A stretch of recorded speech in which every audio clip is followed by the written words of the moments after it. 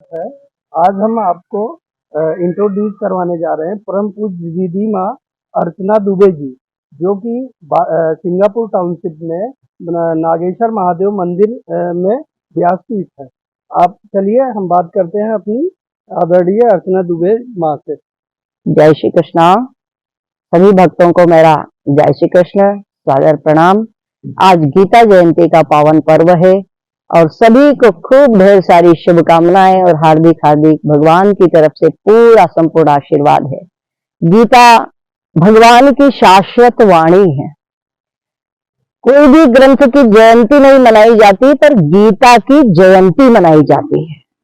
रामचरितमानस पाठ होता है, जयंती नहीं होती। महाभारत कथा होती, जयंती नहीं होती। श्रीमद् भागवत कथा होती है, रस प्रदान करती है, पर जयंती नहीं मनाई जाती। जयंती मतलब जो जीवंत है उसकी जयंती मनाई जाएगी। आज भी नासा के वैज्ञानिकों ने भगवान श्री कृष्ण की वाणी सौर मंडल में ब्रह्मांड में पकड़ी है, कि श्लोक पकड़े हैं।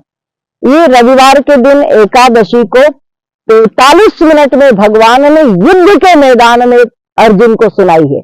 हम आप सब युद्ध के मैदान में खड़े हैं। परिवार है, समाज है, देश है, ये एक युद्ध का मैदान है। इस युद्ध के मैदान में हम आप सब हैं, लेकिन आज सबको भगवान श्री कृष्ण की गीता की आवश्यकता है। गीता सिर्फ पाठ करने का विषय नहीं है। गीता के 10वें अध्याय में 10वां श्लोक आया है। ये गीता 18 अध्याय में लिखी गई है और 700 श्लोक हैं इसमें। 6 अध्याय सांख्य योग के हैं, 6 अध्याय कर्मयोग के हैं, 6 अध्याय भक्ति योग के हैं। अंत में अर्जुन को समझ में आया तो कह दिया स्मृति लब्धवा, नष्टो मोहम स्मृति लब्धवा। मेरा मोह नष्ट हो गया और मुझे स्मृति आ गई कि मुझे क्या करना। गीता अपने कर्तव्य का पालन करना सिखाती है, सबको अपने अपने कर्तव्य का पालन करना, कोई किसी भी। 10वें श्लोक, 10वें अध्याय के एक 10वें श्लोक को हम पकड़ेंगे। तेषाम सतत युक्तानाम भजताम प्रीति पूर्वकम। क्या है शब्द? तेषाम सतत युक्तानाम भजताम प्रीति पूर्वकम ददामि बुद्धि योगम। भगवान क्या देगा? जो सतत प्रेम पूर्वक प्रीति पूर्वक मेरा भजन करेगा।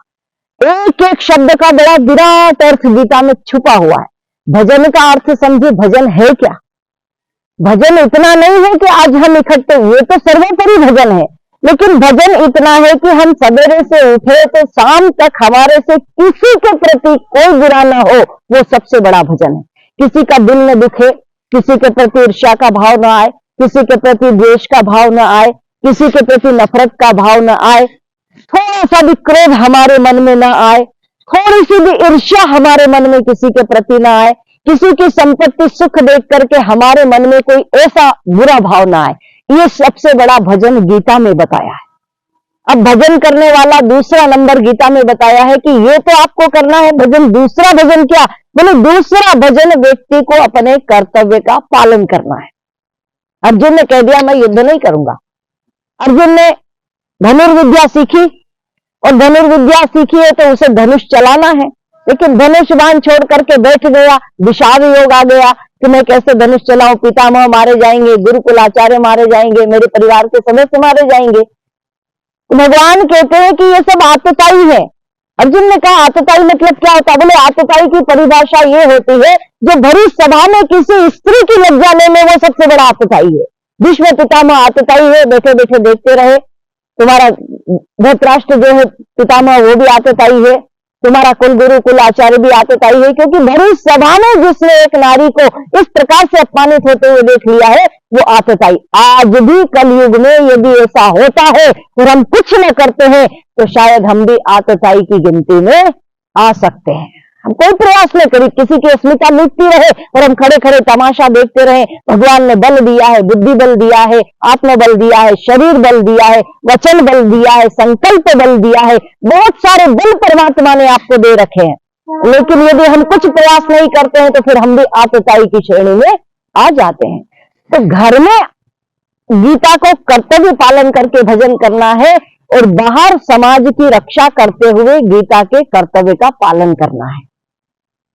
तो पहला भजन आसुरी संपत्तियों से दूर रहना, दूसरा भजन देवी संपत्तियों की रक्षा करना, तीसरा भजन हमें कर्तव्य का पालन करना। ये भजन तेषाम सतत युक्ता नाम, और ये काम तेरे भगवान प्रीति पूर्वक करना।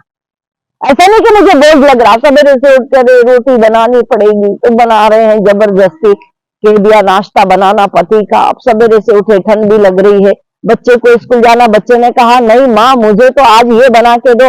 अरे बेटा तू ये मांगता है, दूसरी चीज नहीं बना, जो मैं बना रही वो पा लेना। तो ये प्रीति पूर्वक भजन, तेषाम सतत युक्ता नाम प्रीति पूर्वक भजाम में, हम प्रेम पूर्वक भजना है, कर्तव्य का पालन भी प्रेम पूर्वक करना है। आपने मुझे बुलाया, आपने कहा क्या तुमने कोई व्यवस्था नहीं दी, ऐसा सोफा नहीं लगाया, वो कुर्सी नहीं लगाई, तो फिर मेरा भजन प्रीति पूर्वक, मुझे जो मिला है मुझे कर्तव्य का पालन प्रीति पूर्वक करना है। तेषाम सतत युक्ता नाम भजताम प्रीति पूर्वकम। फिर भगवान कहते हैं कि मैं बहुत प्रसन्न हो गया तुमसे, तुमने ये सब किया ना, मैं तो भगवान कहते मैं दूंगा। तो तुम क्या मांगते हो? भगवान एक प्लेट दे देना, भगवान एक फ्रिज दे देना, भगवान एक 4 व्हीलर दे देना, भगवान ये साधन आ जाना। भगवान कहते मैं ये सब नहीं देता हूं, ये सब लेके तो तुम आलसी हो जाओगे, एसी में सो के बीमार पड़ोगे, 1 लाख रुपए अस्पताल में भर के आओगे। लेकिन भगवान कहते हैं मैं क्या देता हूं? बोले मैं ददामी बुद्धि योगम, मैं बुद्धि में ऐसा योग दे देता हूं। 9 अध्याय तक भगवान ने, 6 अध्याय तक तो भगवान ने कर्म की चर्चा करी, सांख्य की चर्चा करी, लेकिन जैसे ही 7वां अध्याय 9वें में अपना पूरा उन्होंने विराट, 11वें अध्याय में पूरा विराट स्वरूप अर्जुन को दिखा दिया, पूरा विराट स्वरूप की चर्चा करी, वृक्ष की चर्चा करी, मूल कहाँ है? बोले वृक्ष का मूल नीचे रहता है। परमात्मा ने उल्टे वृक्ष की चर्चा करी, हमारा मूल ऊपर है आकाश में, और जड़ बोले हमारा मूल ऊपर है और हम फैले कहाँ हैं? बोले हम धरती पर फैले हुए हैं। सब चेतनाएं कहाँ है? आकाश में लटक रहे क्या हम धरती पर है ना। भगवान के तो मेरा वृक्ष उल्टा है, मेरा मूल आकाश में है, ऊपर है, मैं ऊपर रहता हूं, और ये सब शाखाएं मेरी जो धर्म के प्रति लालायित हैं और श्रद्धा से जो काम कर रही है वो सब मेरी शाखाएं हैं। भगवान को भेद नहीं है शाखाओं में, भेद तो इंसान खड़ा करता है कि हम गीता वाले हैं, हम रामायण वाले हैं, हम भागवत वाले हैं, तो हम ये फलानी जाति वाले हैं, हम फलाने वर्ण वाले हैं। ये सब भेद किसने खड़े करे? बोले इंसान ने बनाए। भगवान किसी में भेद नहीं मानता। भगवान की तो ये सब मेरी शाखाएं हैं, ये सब मेरे पत्ते हैं, ये सब मेरे फूल हैं, ये सब मेरी कलियाएं हैं। मैं इन्हें खिलाता हूं, मैं इन्हें खुशबू देता हूं, मैं इन्हें फल देता हूं। वृक्ष में फल आता है कि नहीं आता है? वृक्ष लगाए भगवान का तो फल आएगा। तुमने यहाँ कोई वृक्ष लगाया तो फल आएगा, फूल आएगा कि नहीं आएगा? निश्चित उसमें कभी न कभी तो फूल फल ना आए, पत्ती तो आएगी ही आएगी, कुछ तो हमको फूटेगा उसमें। इसलिए हम कुछ भी लगाए। आज तुमने यहाँ ये लगाया है, ये क्या लगा है?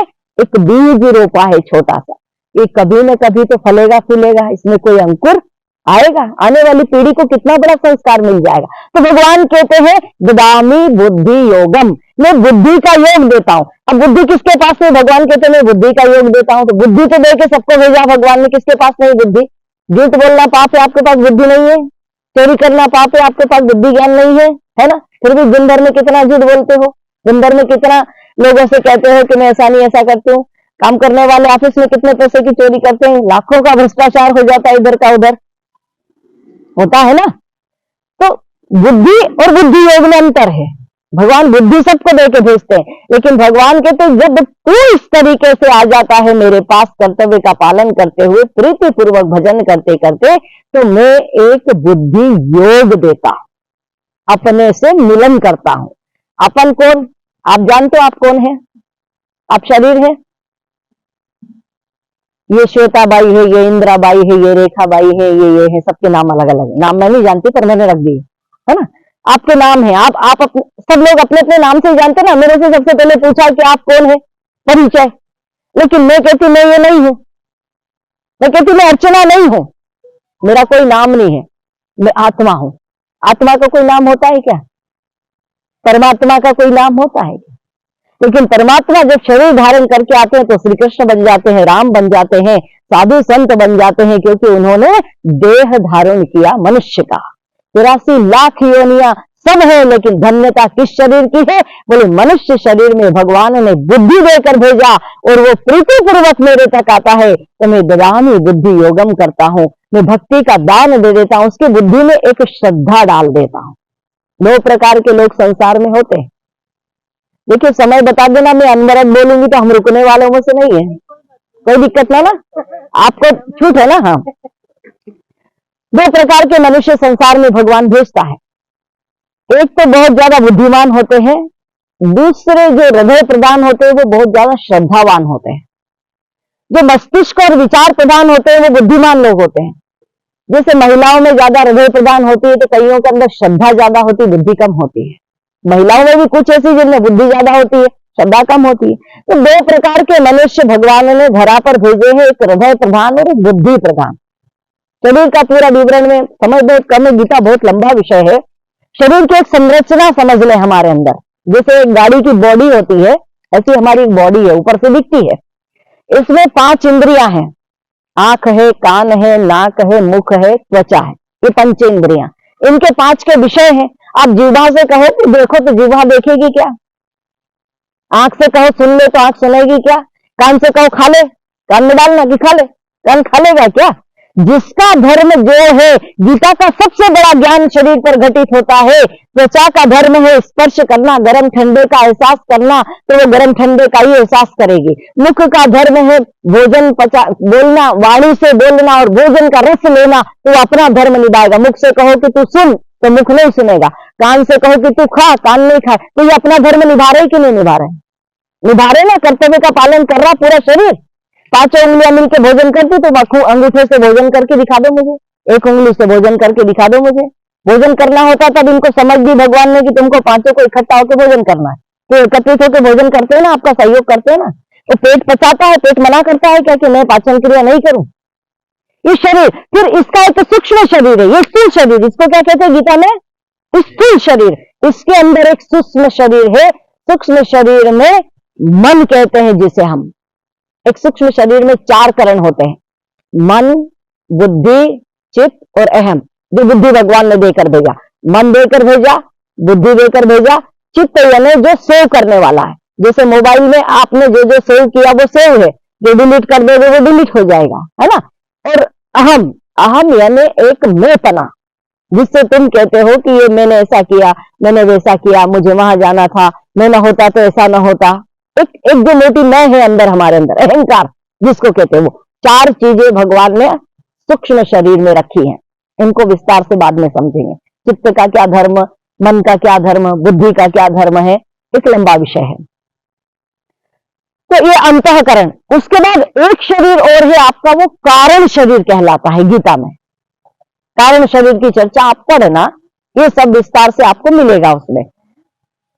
1 अध्याय से लेकर के 6 अध्याय तक पढ़ोगे, आपको पूरा शरीर की संरचना समझ में आ जाएगी। कर्म का सिद्धांत भी समझ में आ जाएगा कि भगवान अकर्ता कैसे हैं और कर्ता कैसे हैं। वो बात करते हैं कि मैं अकर्ता हूं, भगवान अभी यहाँ कुछ नहीं कर रहे, लेकिन हम सब इकट्ठे हुए, उसके पीछे भगवान की लीला का कारण है। कर्ता वही है, पर वो दिखाई नहीं दे रहे कैसे कर रहे। आप सब पहले कभी इकट्ठे नहीं हुए, लेकिन भगवान ने क्या कारण करा?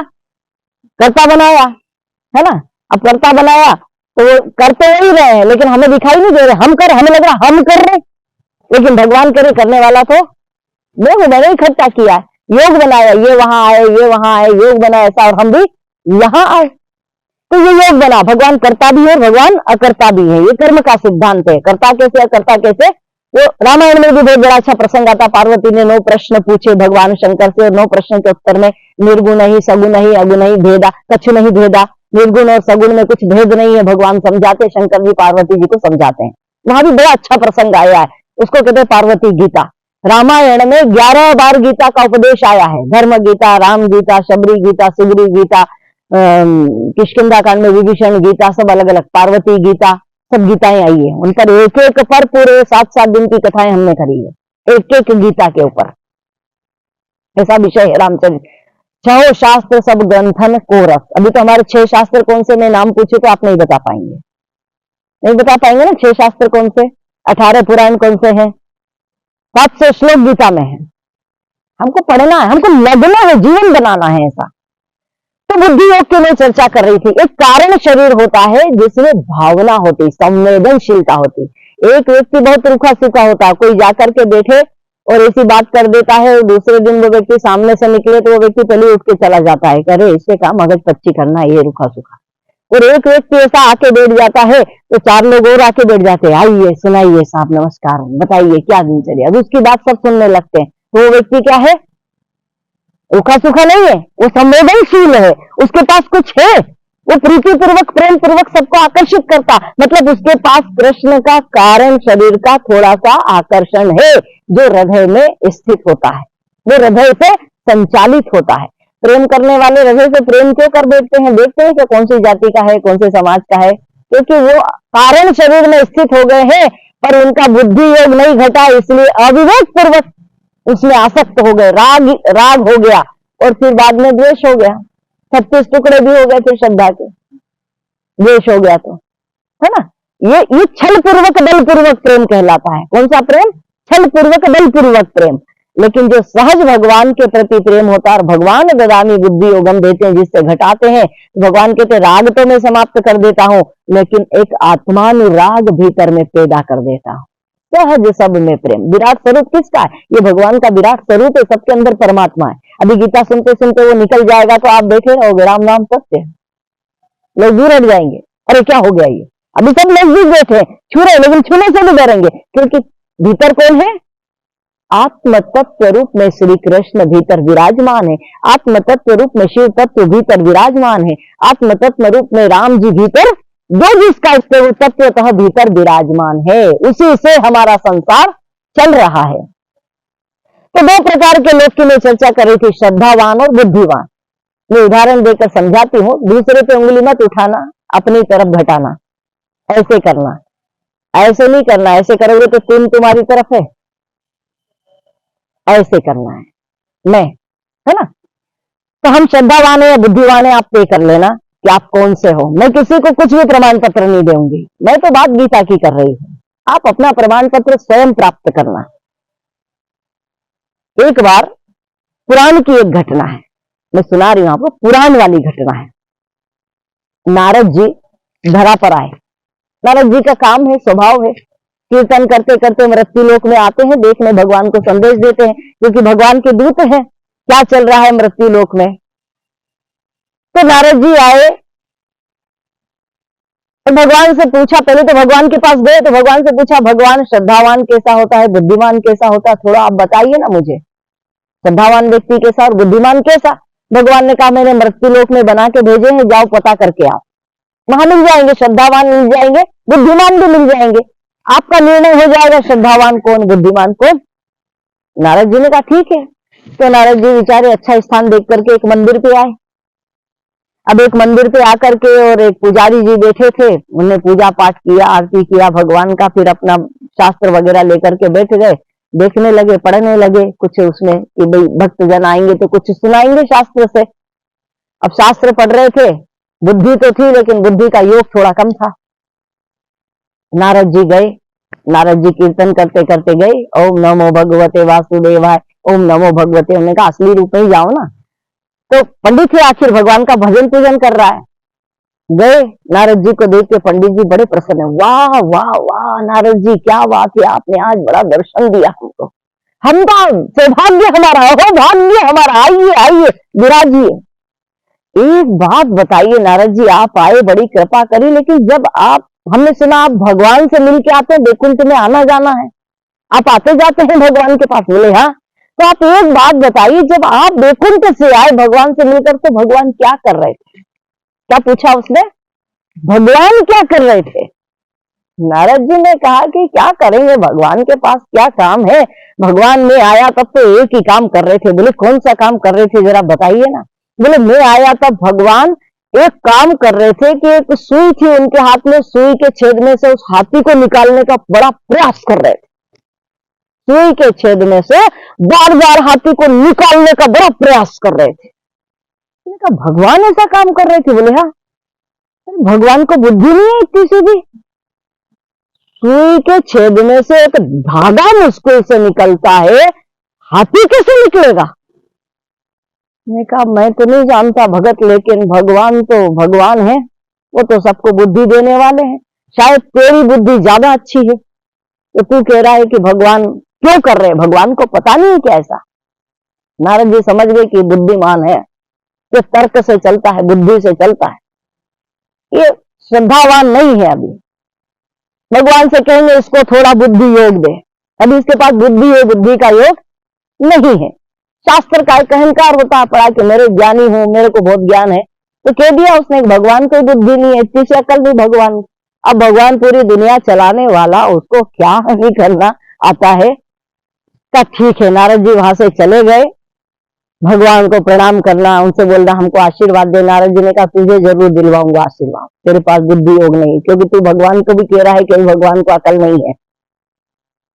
ठीक है, हम भी कह देते हैं कभी कभी कि तेरे को हमको ही दुख देना था, हमने इतनी भक्ति करी, तेरे को समझ है कि नहीं है, हमको क्यों कष्ट दे रहा है, कहते ना हम भी ऐसा। आगे चले नारद जी, एक बट वृक्ष मिला उन्हें।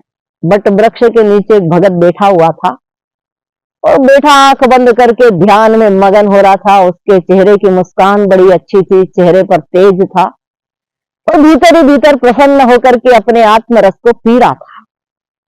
आत्मा में आनंद था, उसे किसी की जरूरत नहीं। जंगल में बैठा था बट वृक्ष के नीचे अकेला। नारद जी गए, जाकर के नारद जी कीर्तन करने लगे, नाचने लगे, ओम नमो भगवते वासुदेवाय।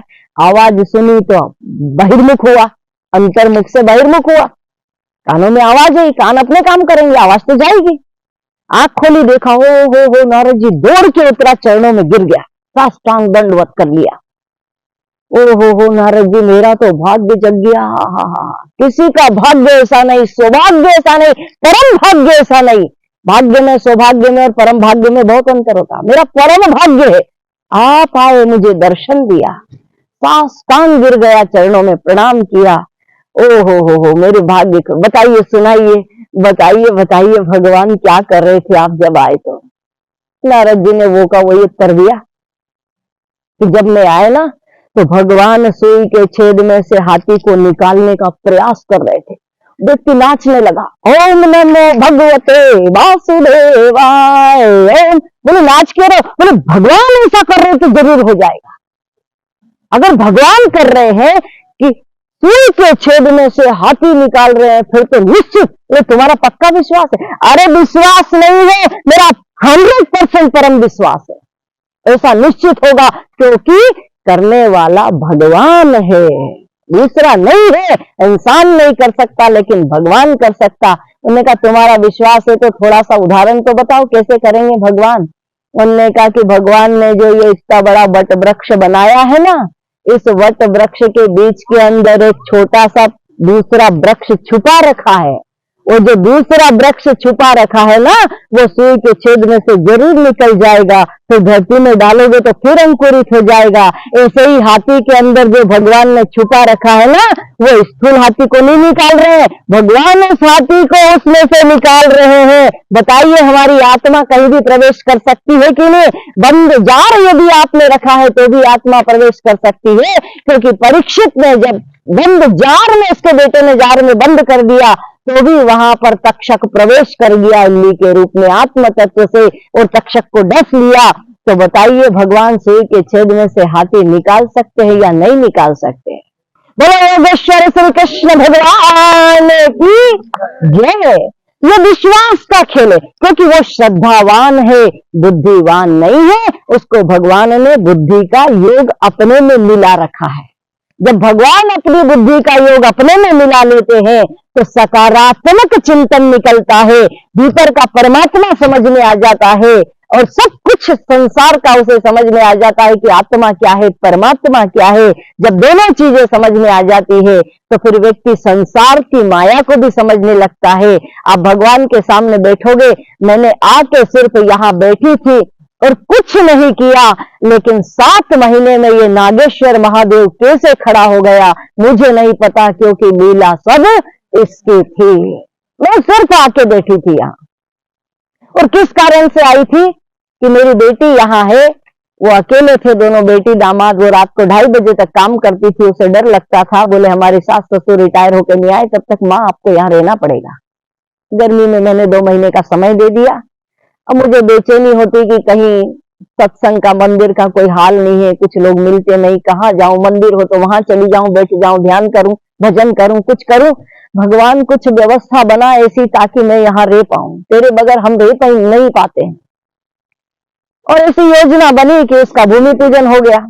मैं गुरुदेव के प्रवचन सुनने गई अखंड धाम आश्रम में, गुरु पूर्णिमा उत्सव महोत्सव मना जुलाई में, मैं वहां चली गई, यहाँ भूमि पूजन हो गया। आई तो एक कथा चल रही थी कोई पंडित जी की उसी पांडाल में पास में। उस मंच से हमने लोगों से निवेदन कर दिया कि 10 मुस्लिम यदि परिवार इकट्ठा होता है तो मिल करके तुरंत एक दरगाह बनाता है, मस्जिद बनाता है, फिर बहुत बड़ी जगह घेर लेता है। हम हिंदू समाज वाले कैसे हैं, भूमि पूजन है, झंडा गड़ा पड़ा है, 1 महीना हो गया, किसी ने टूटी कोड़ी भी नहीं दी है।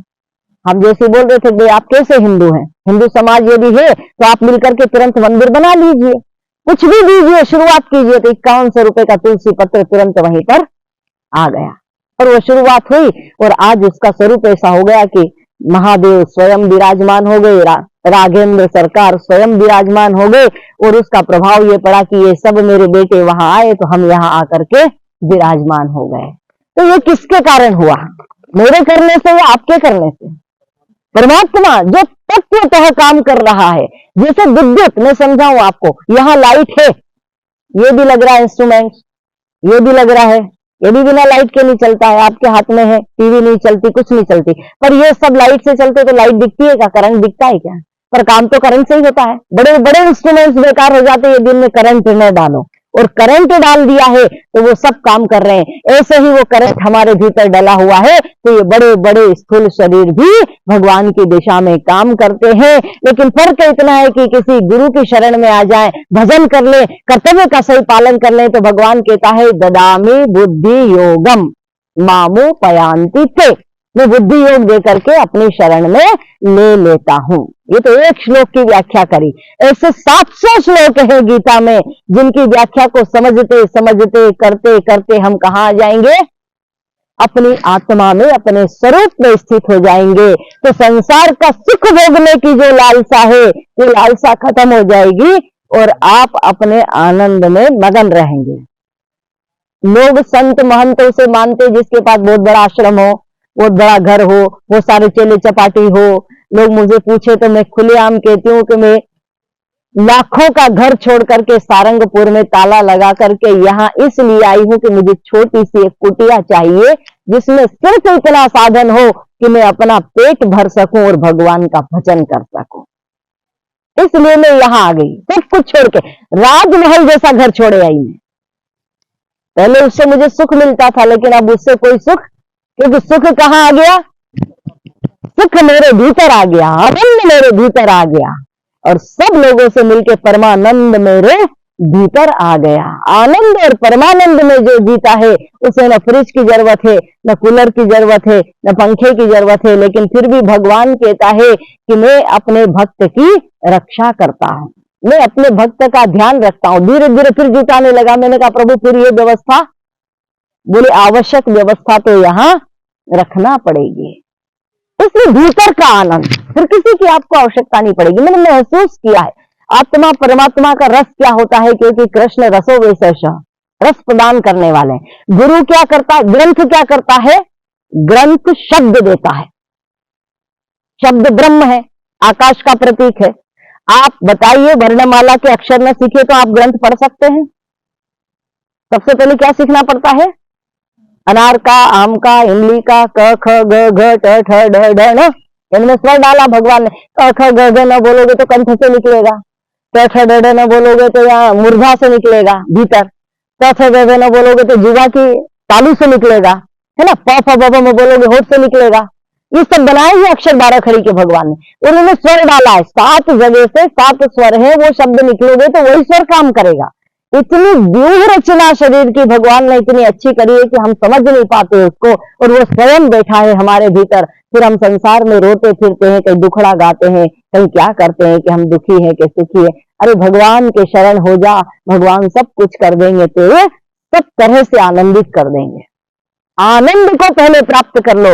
भीतर हमारे जो आनंद है उसे प्राप्त करने के लिए गीता के श्लोक को सुनने की आवश्यकता है।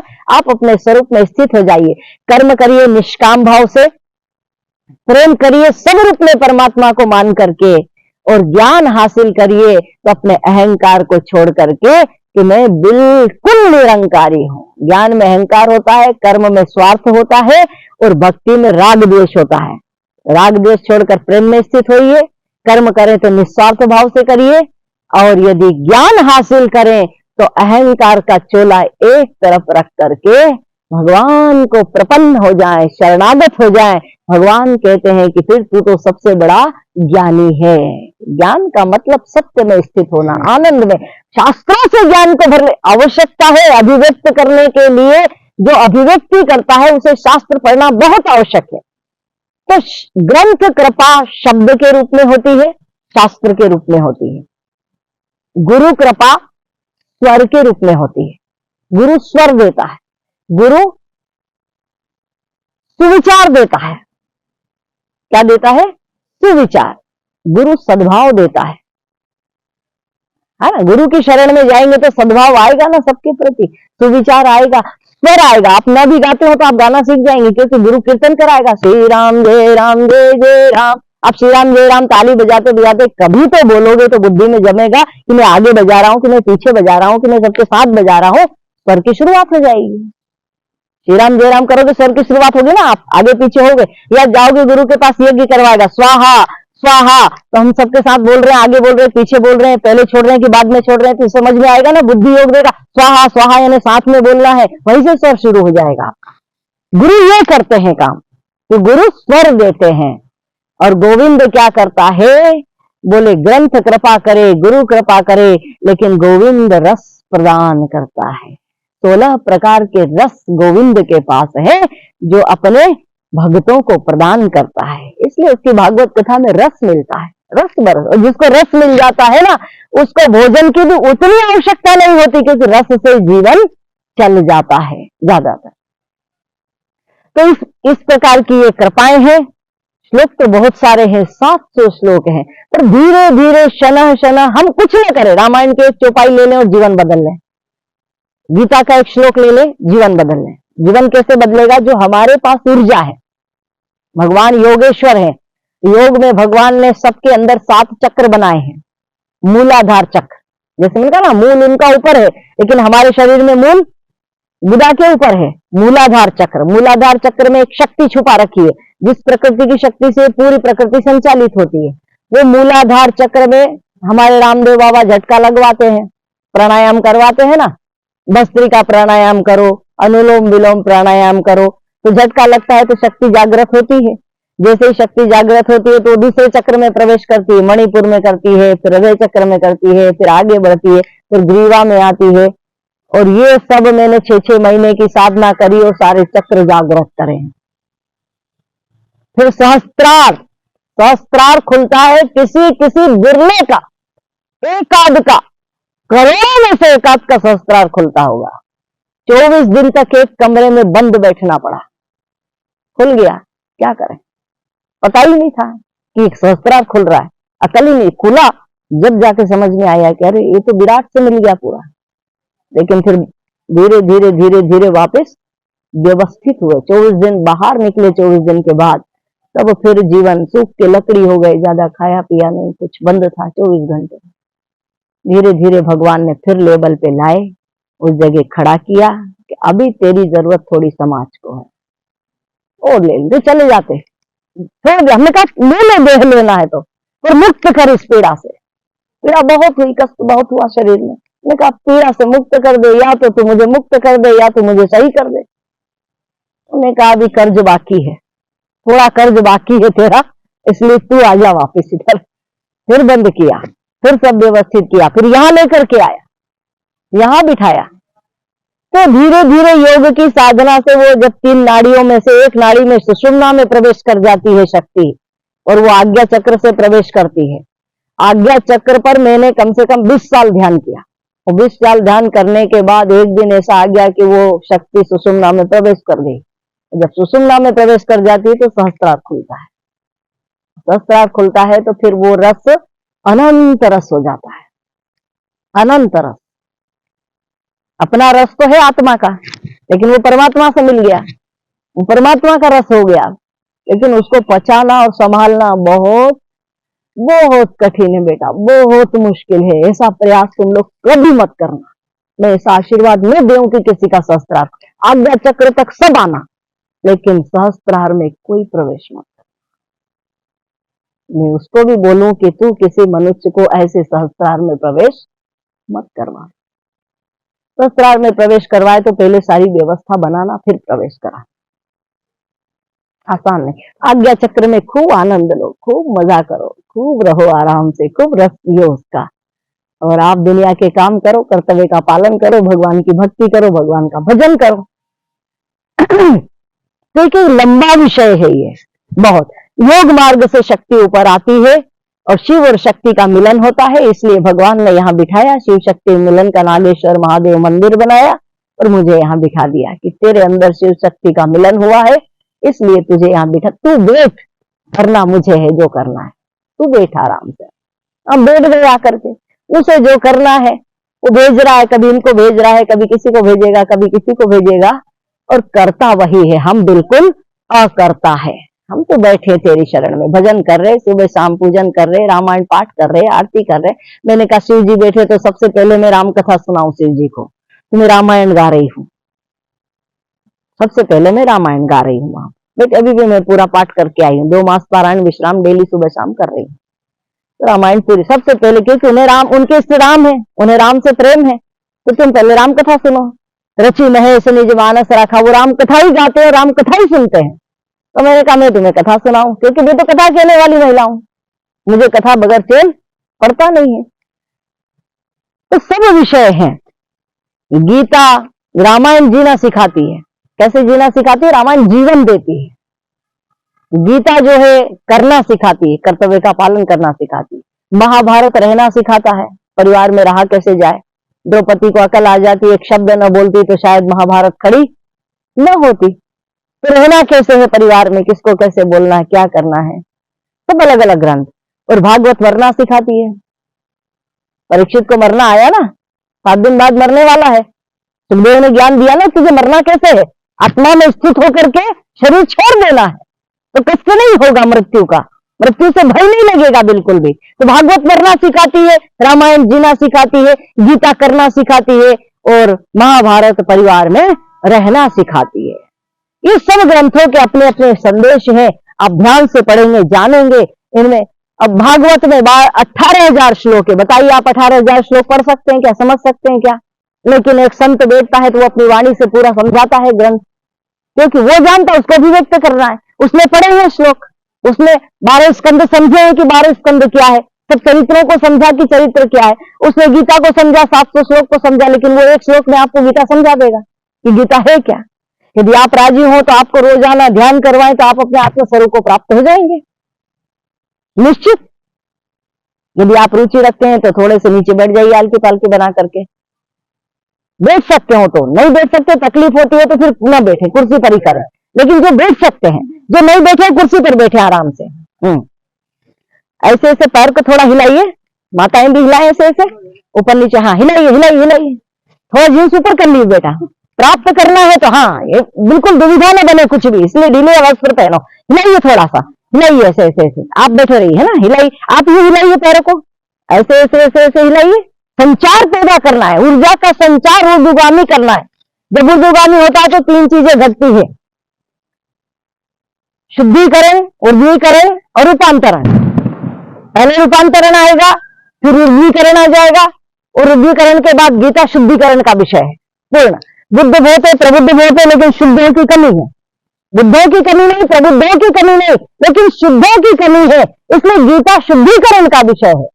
वो भी एक बड़ी लंबी व्याख्या है, रूपांतरण क्या होता है, ऊर्ध्वीकरण क्या होता है, तो शुद्धिकरण क्या होता है, तो हमें शुद्धि की जरूरत है। चलिए अब पैर छोड़े से आपकी झुंझुनी खत्म हो गई ना, सहज हो गए ना, अब ताली बजाएंगे हम ऐसे सामने रख के, ओम ओम ओम ओम बोलते हुए ताली बजाएंगे, है ना, ठीक है। सबको बोलना, कमर सीधी रखेंगे बिल्कुल, ओम ओम ओम ओम ओम ओम, जब तक हाथ गर्म न हो जाए, ओम ओम ओम ओम ओम ओम ओम ओम ओम ओम ओम ओम ओम ओम ओम, बढ़िया वैसे, ओम ओम ओम ओम ओम ओम ओम ओम ओम ओम ओम ओम। मेरे हाथ बहुत जल्दी गर्म हो गए, आप करिए, करिए करिए करिए। हम लोग ज्यादा नहीं ठोक सकते, बहुत गर्मी आ गई। ओके,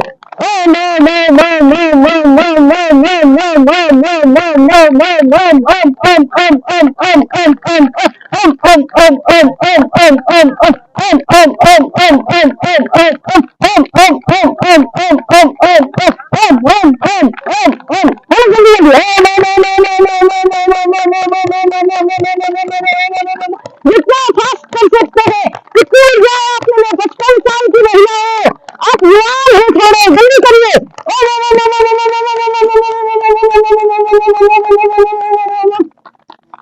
हाथ नीचे करिए, आंख बंद करिए, भीतर आंख बंद करके अपनी श्वास को देखो कितनी तेज चल रही है। पूरा ध्यान श्वास पे रखो।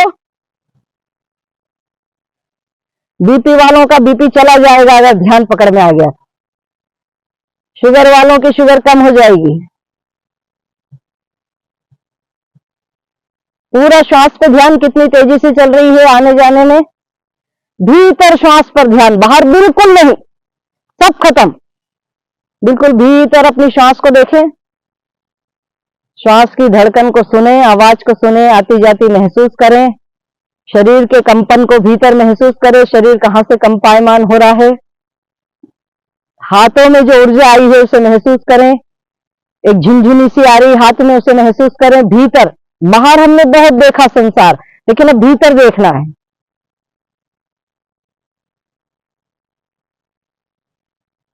बिल्कुल शांत होकर के बैठ जाइए।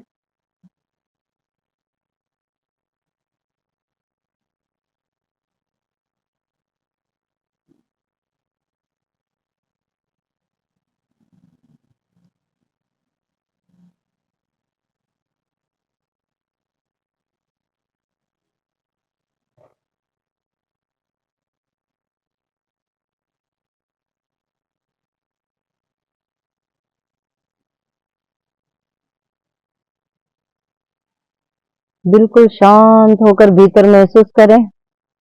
मन में यदि विचार आ रहे हैं तो उन्हें भी देखें, सुने, समझें। मन बहुत चंचल है।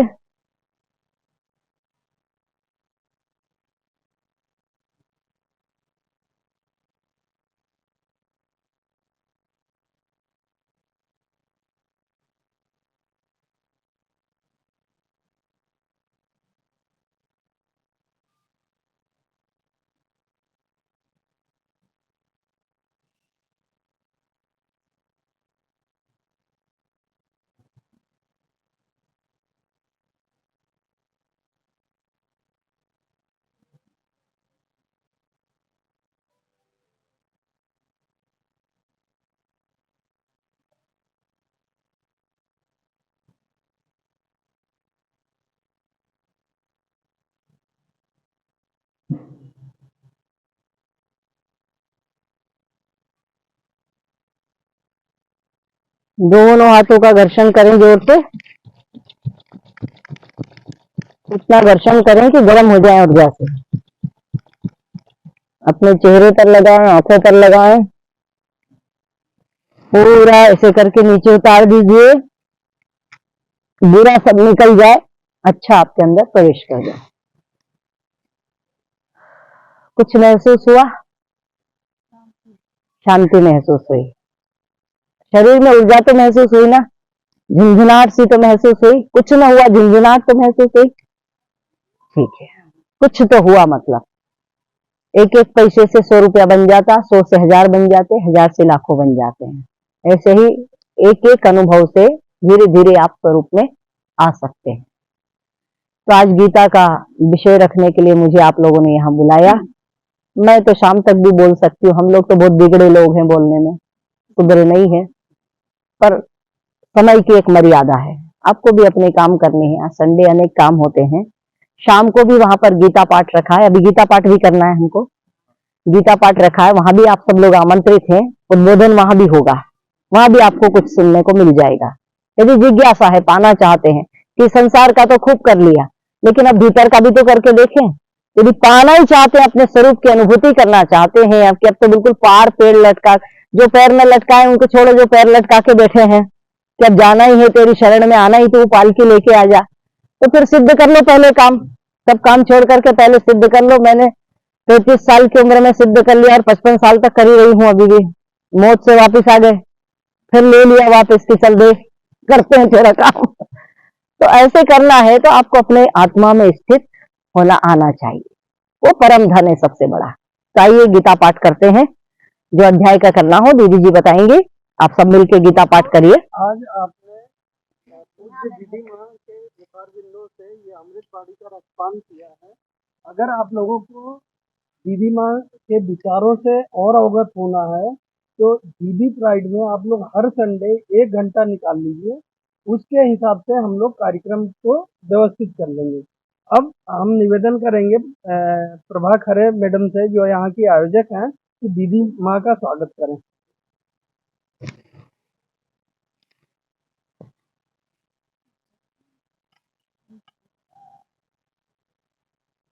आप लोग तालियों से स्वागत करें।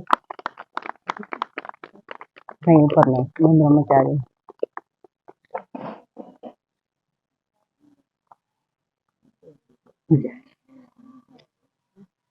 वो आपका और मैंने जो देवी माँ आने दीदी माँ आई और उन्होंने अपना बहुत कीमती समय यहाँ दिया। मैंने एक ही बार बोला कि आप आके इस प्रोग्राम को बढ़ा सकती हैं, क्योंकि मेरे को तो अभी कुछ मालूम नहीं था, कुछ नॉलेज नहीं था। मैंने तो ऐसे ही अपने यहाँ रख लिया था कि कुछ आके और भगवत गीता जयंती मना सकूं। पर दीदी ने बोला कि मैं आ जाऊंगी, तो वो आ गई और उनके लिए मैं कोई व्यवस्था नहीं कर पाई। तो ये इसके लिए मुझे बहुत खेद है। मैं सोच रही थी कि बहुत करूंगी, पर एकदम लेट हो गया और मैं व्यवस्था नहीं कर पाई। इसलिए आपको मैं माफी चाहती हूँ आपसे। और आपने बहुत अच्छा उद्बोधन दिया। अब तो मेरे पास अब कोई शब्द ही नहीं है और मैं कुछ बोल भी नहीं पाऊंगी।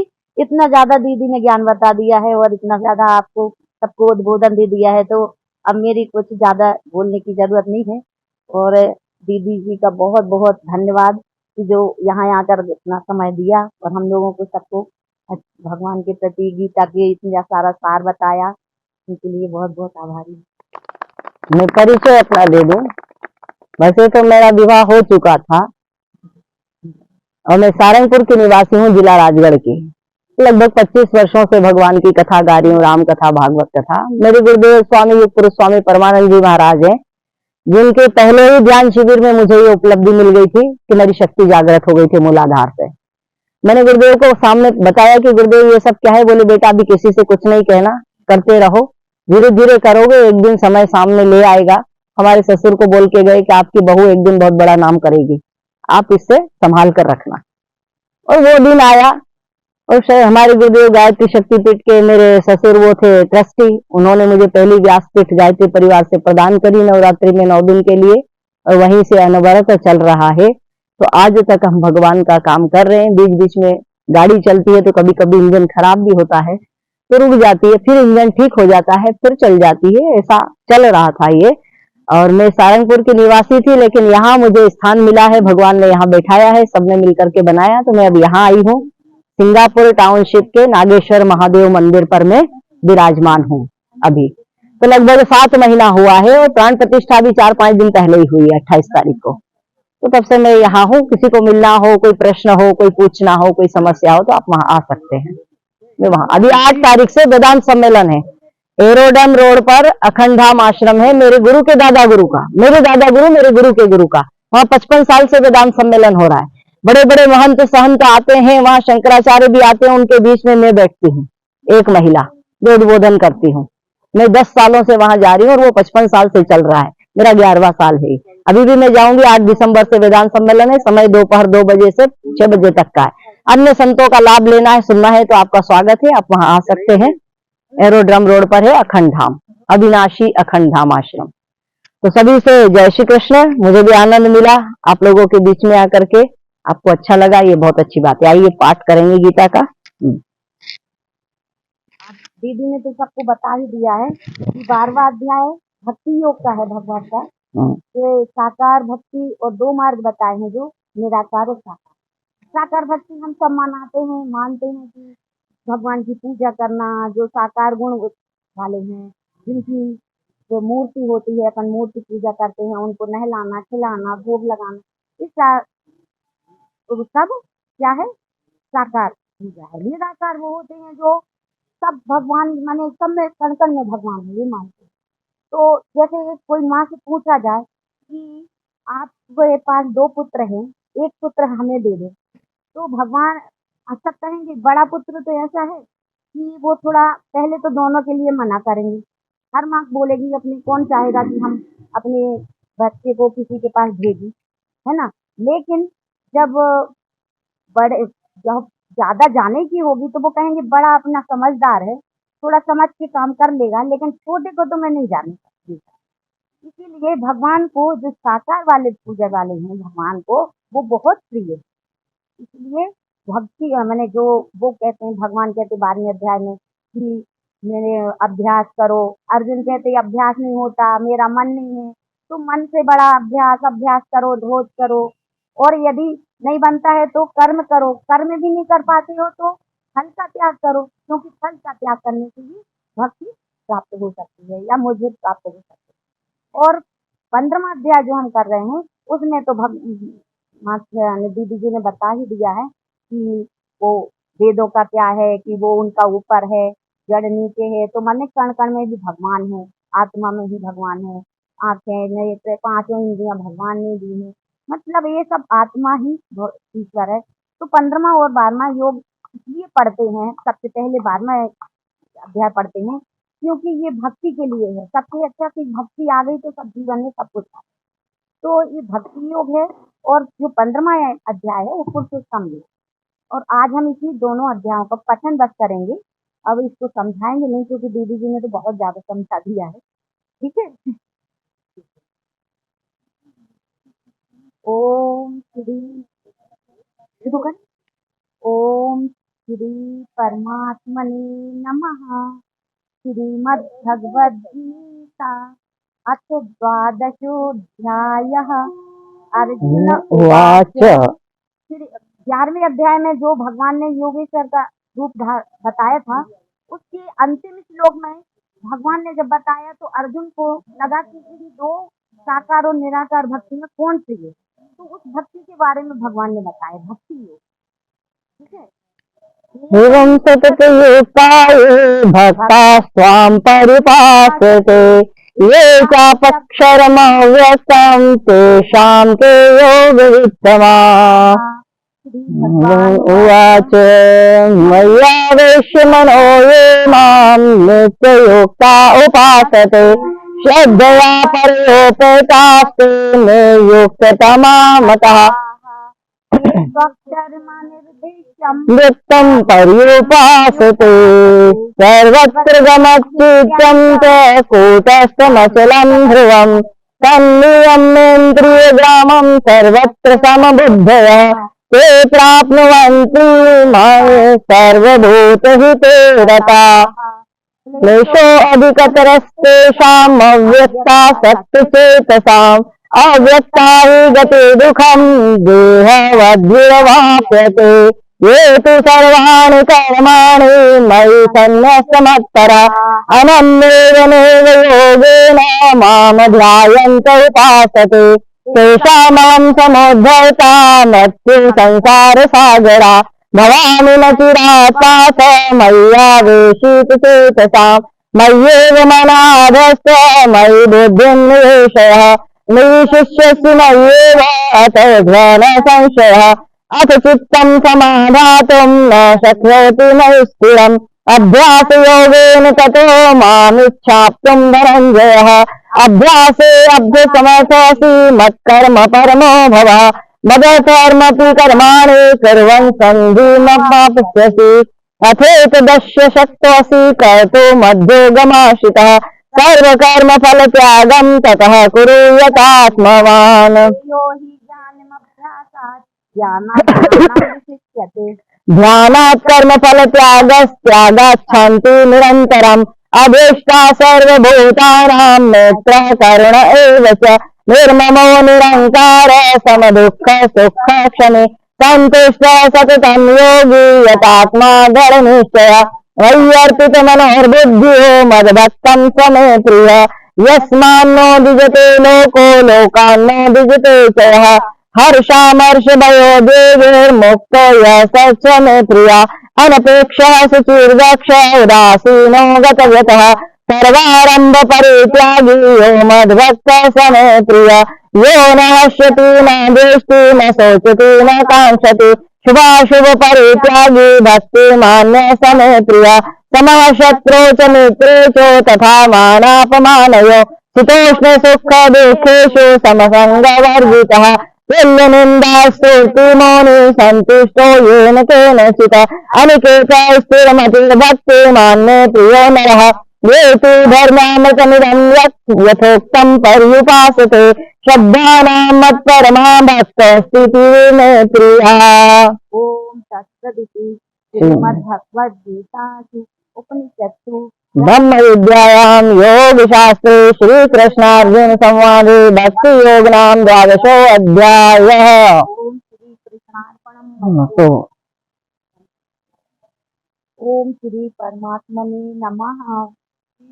श्रीमद्भगवद्गीता अथ पंचदशोऽध्यायः।